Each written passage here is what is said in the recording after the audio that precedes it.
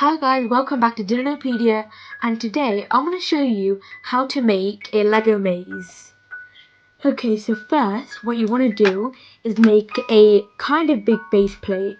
So here I've got it's a lot of base plates put onto one thing. It doesn't really matter how big yours is.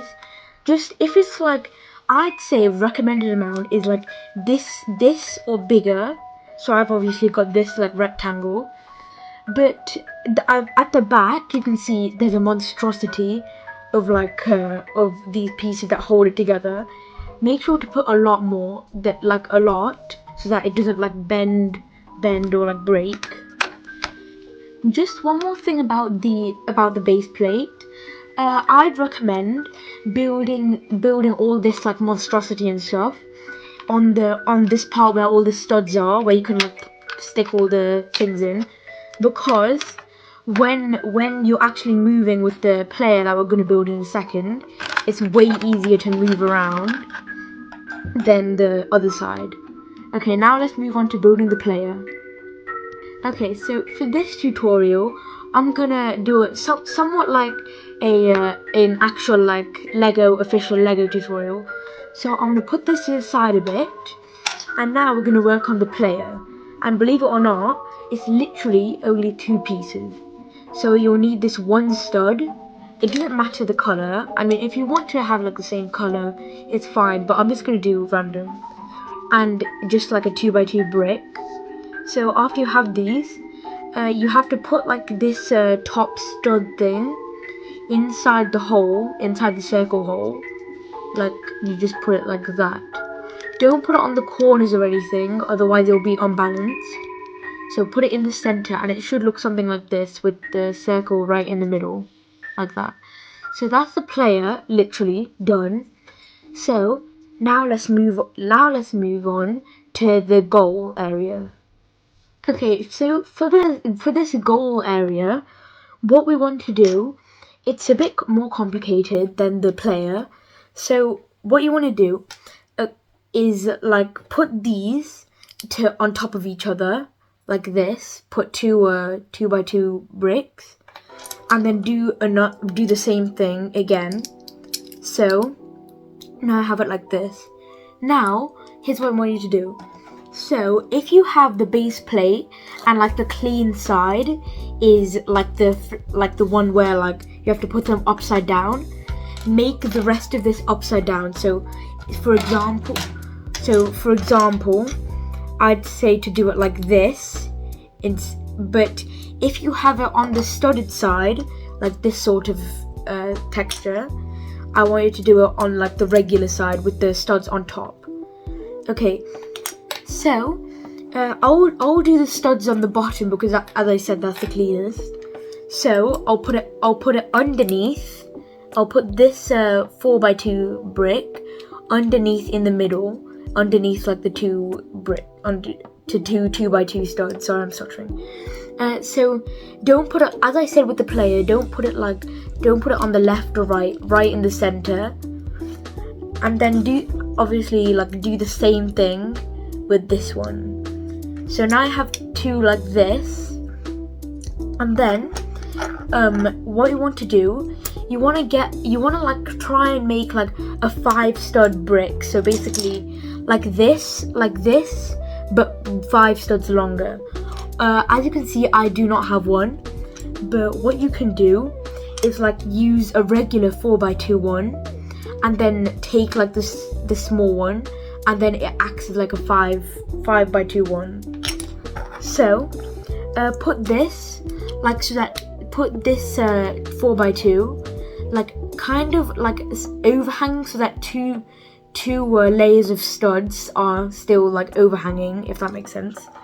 And then place this structure so that there's only one actually exposed, one layer of studs. Then put this sliver, this one stud, next to it, so that you have to put it next to it so that it acts like a 5 stud, and it should be symmetrical like that. Okay, what you can do too is make like a flag so that you know it's the end. So I'll move this to one side here, and then what I'd like to do is like put two 1x2s like that. Put this six stud thing like that. 4x2 one like that, and a 2x2 like that. So it kind of looks like a flag, and you can bring this one and add it to the top. Okay, so I did a little mistake. I accidentally did it the right side up. If you want to do like the smooth side, do the smooth side on the top. So stick it on like that, and then you have like this small like house basically with a flag on top of it. Now let's go with the longest part, making the actual maze. So as you can see here, I'm putting loads of parts onto the base plate. Just go for it. Just like put random plates wherever you want. What I would recommend, what you need to do, is make all the gaps at least one place off, like so just one stud of gap, so that the player can nicely slot through. Also, as you can see, there's this spinning thing I made using those spinning bricks, if you have any, and I just put a 6 stud bit on the top. So yeah, by now you're almost done with the whole maze, but there's just a couple more steps left before you can actually use it.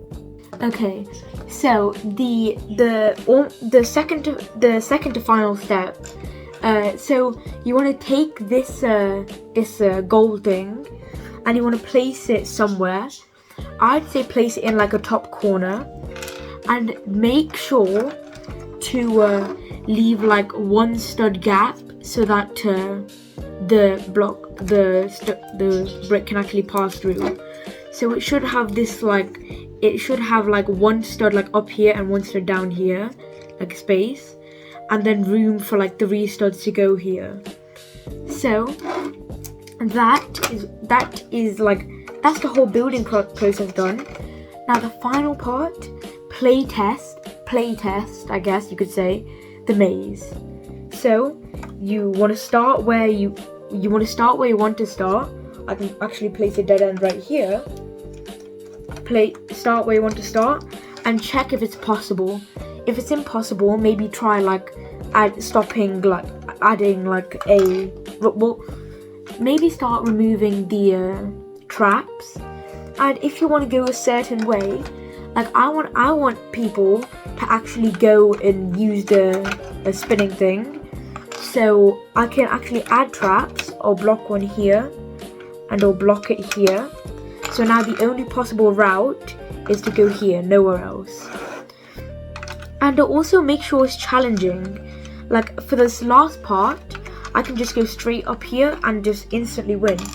So I'll add a thing here blocking it. And now that's basically this whole maze done. Thanks for watching, like and subscribe, and hit the bell button if you haven't already, and see you in the next video.